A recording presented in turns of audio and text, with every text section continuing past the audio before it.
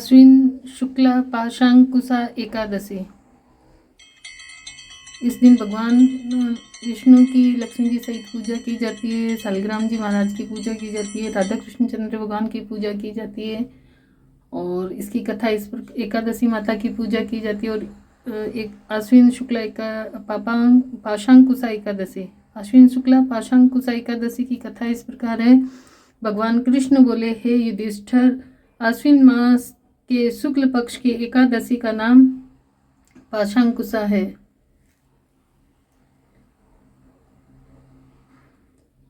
यदि इसके व्रत में श्रद्धा भक्ति सहित भगवान विष्णु का पूजन किया जाए तो मनवांछित फल की प्राप्ति होती है।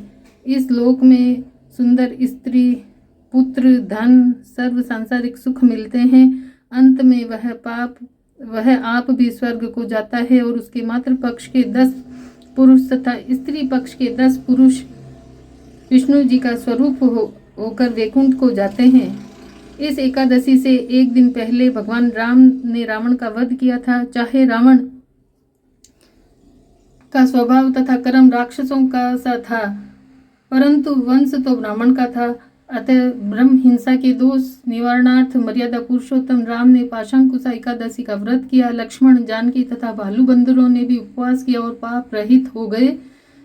राजसूय यज्ञ और अश्वमेध यज्ञ हजारों करो, परंतु एक पाशांकुशा एकादशी तुल्य नहीं। फलाहार, इस दिन सांभे का सेगार लेना चाहिए।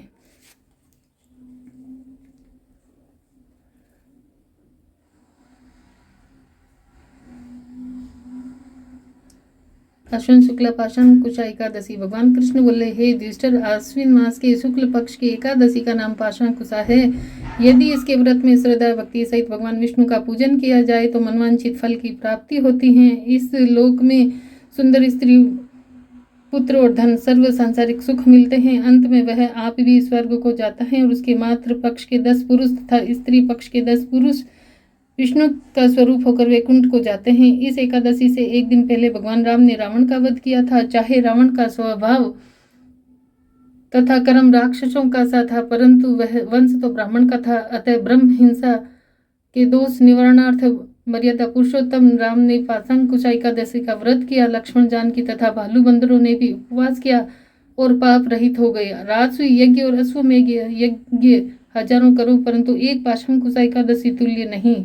फलाहार, इस दिन सांवा, मलीचा, मुनियन का सेगार लेना चाहिए। बोलिए एकादशी माता की जय।